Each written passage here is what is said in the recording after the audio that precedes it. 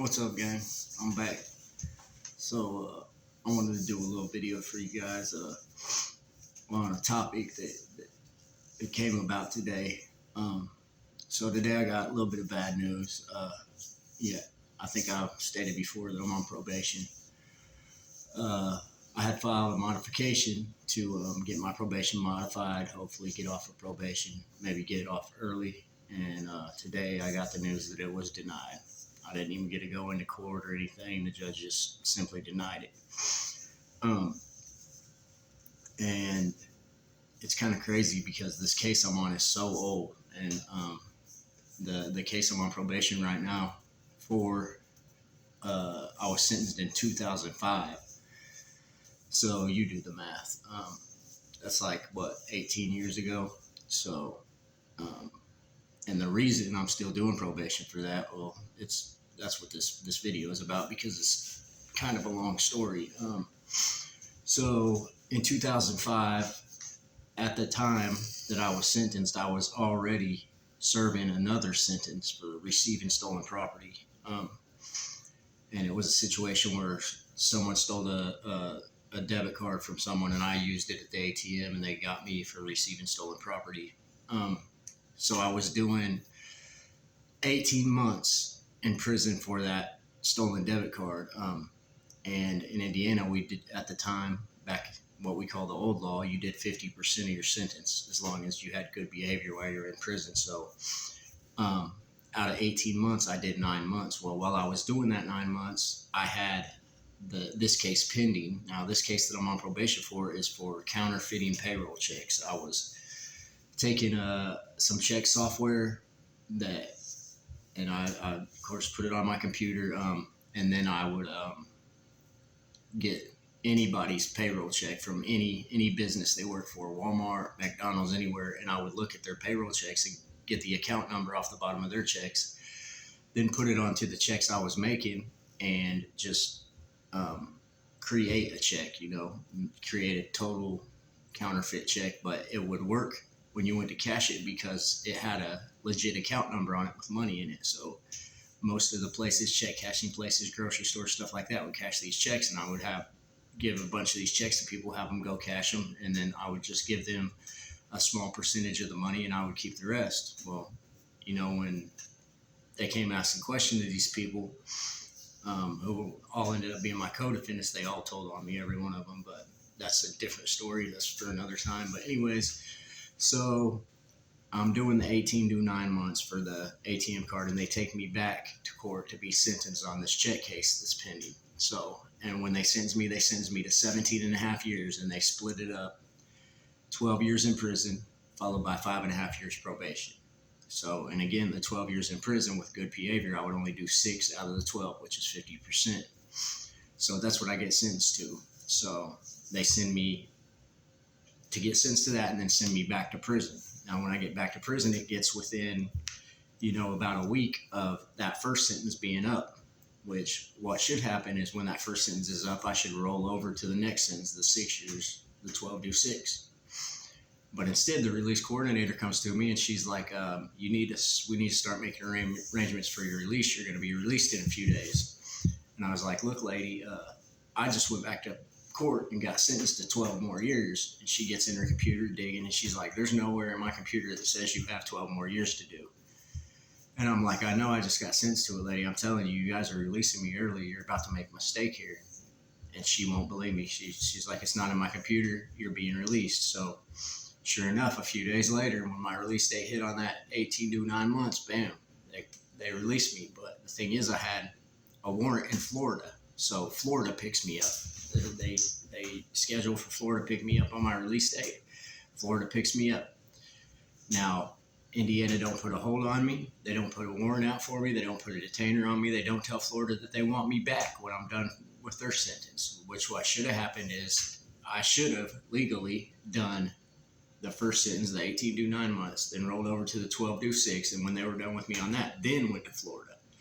But even if they didn't do that, they still could have had the option of me doing the 18 to 9 months, send me to Florida to handle that time, and then have me sent back to Indiana to do the 12 years. They didn't do that either. They didn't ask me for me back. So it was around 2010 I finished my time in Florida, and I'm thinking surely they'll send me back to Indiana this time, and do this 12 years, and they don't. They just release me. Indiana don't want me. Nothing. They give me a bus ticket though, a Greyhound bus ticket back to Indiana. So I come back up here. My family picks me up, and me and my family get to talking, and we're all like, everybody realizes that, hey, you still had 12 more years to do. What's up with that? And I'm telling them, these people released me by mistake. They screwed it all up and basically told me I was crazy when I told them I still had 12 years to do. So my grandma takes me to this lawyer that she knows. And I get in there talking to him, and he talks to me for free because he's friends with my grandma. He don't charge me nothing. I'm like, look, I got sentenced to 12 years that these guys totally forgot about and didn't make me do. And I was supposed to have 5.5 years of probation after it, but now I'm released with no warrant on me, nobody wanting me. What do I do? And he's like, he gets on his computer and he gets on NCIC, which is like a database for all criminals and their backgrounds and anything that's going on with anybody who's got criminal cases going on. And he says, I see here on NCIC where you were sentenced to the 12 years, but there's nothing that says anybody wants you. There's no warrant. There's nothing. And I asked him, so what should I do? And he said, my advice to you, sir, is don't ever tell a soul. And so that's what I did. So for 5 years, I stayed out of trouble. I may have had gotten, busted for weed possession or something, but I don't even think I got that. I think I had a couple, maybe a speeding ticket, traffic violations, and then I had got caught fishing without a license, and I never paid the ticket. So the way that works at that time, it probably still does work like this, because I had a unpaid ticket. And I didn't pay it on time. They suspended my driver's license until I go to court and pay it, or just go up to the courthouse and pay it.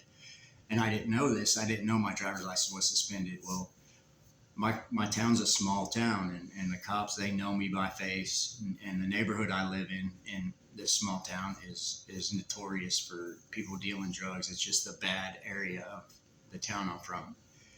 And so, and then mind you, now my license was suspended. I didn't know it, but this is like 4 or 5 years, almost 5 years that I've been out. My license gets suspended. And also, I get out in 2010.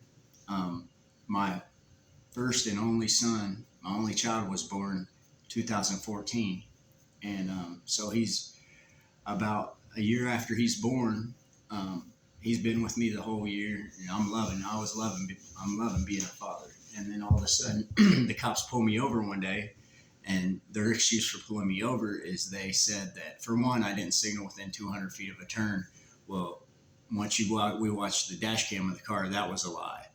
Well, so then two, he said that he recognized my face when I drove past him or whatever, the officer did, and he knew that I had a suspended license. So they pull me over, and when they do, I don't have my kid with me at the time.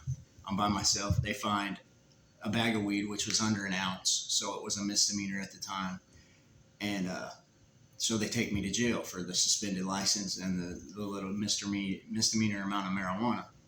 So when I go into court, I'm like, oh, they're just gonna, OR me, or just release me and tell me, give me a fine or something like that, or tell me to at least release me and just tell me come back to another court date later down the road.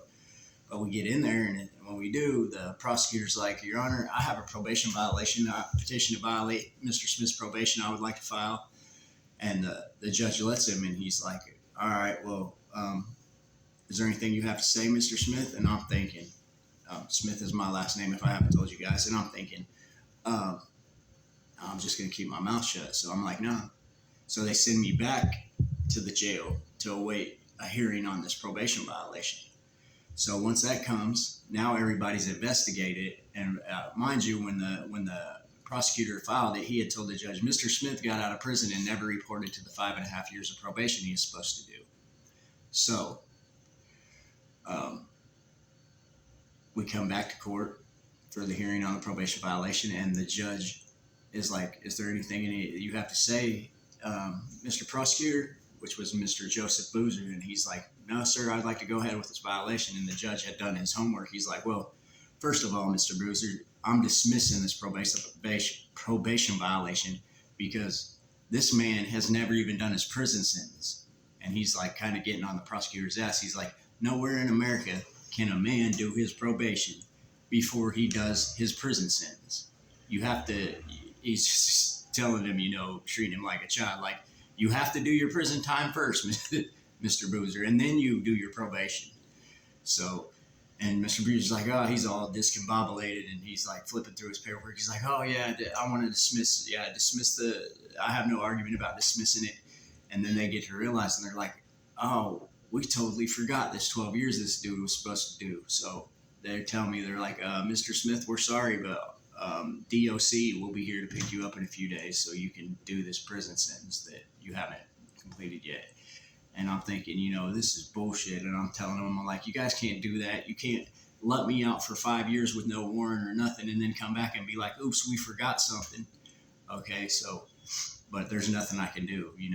They already got me in cuffs. It's a wrap. I'm going back to prison, and I got to do this 12-6. So mind you, now my son, there's nobody really to take care of him. His mom's out there, and she's trying to get her life together, but she's just so strung out on drugs that it's just, she can't. She needed rehab. She had to, and she didn't really want to go get help at the time. She wasn't ready to get help, so my son ends up with her, but she don't keep him for no more than a month, and DCS ends up getting him. So now I'm dealing with DCS while I'm doing this prison sentence, while I'm trying to be my own lawyer in prison and fight this case and try to get this time off of me, since they messed this all up like they did and basically screwed me. And it don't work. I end up filing post-conviction, and I go in there, and it's in front of the same court your post-conviction is, and they're like, they try to tell me I'm not being released because it's my fault that it happened, because I didn't go up to the courthouse and tell them that they released me, which I did tell the release coordinator, but didn't have it on record. It's not like I could record it. I was an inmate. So, my word, I'm a criminal. They're not going to accept my word as the evidence. And, they were basically saying that I should have just came up to the courthouse and told them, but, and I was like, no, that's not my job to come tell you when you're supposed to execute my sentence. That's your job to know when I'm in custody. You had me in custody. You had the chance. It's your job to make sure I execute my sentence. So, anyways, like I said, I go to prison. I'm fighting it, and I did end up only doing 5 years on the 12-6 because I got out with good behavior. Plus, I was doing every class I could, education. I got a welding time. I did a welding course for Ivy Tech and got a time cut for it. I got a time cut for a couple other programs I did. And, it's crazy that I got taken out of my son's life like that I was with him the whole first year of his life. Then for the next 4 years, I was just, snatched out of his life. And, the thing is, if they would have executed my sentence when they were supposed to execute my sentence, I would have been completely done with it before my son was ever born or close to it. And, I'm going to save it for another video. This channel is supposed to be my life stories, the life stories of a blessed meth, and something really, really terrible happened, before I got out of prison. And I'm going to save that for another video because it's a really touchy subject, and it's it's terrible.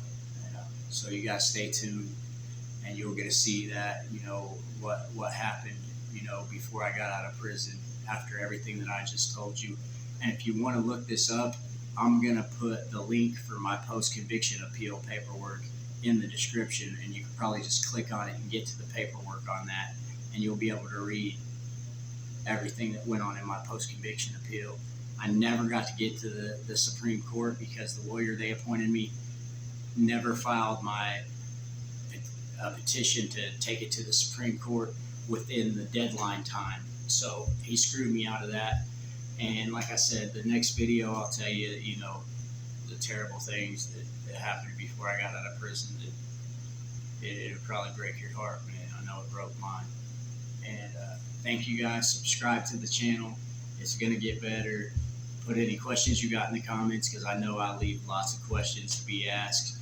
And I'll put my Cash App in the comments if you guys would like to donate and help me get some better camera equipment, and maybe some microphones and stuff that I can do more videos, better quality, and hopefully some video editing stuff, because I need to learn how to edit videos and stuff. So anything donated, I promise, will go to video equipment and stuff to make this channel better.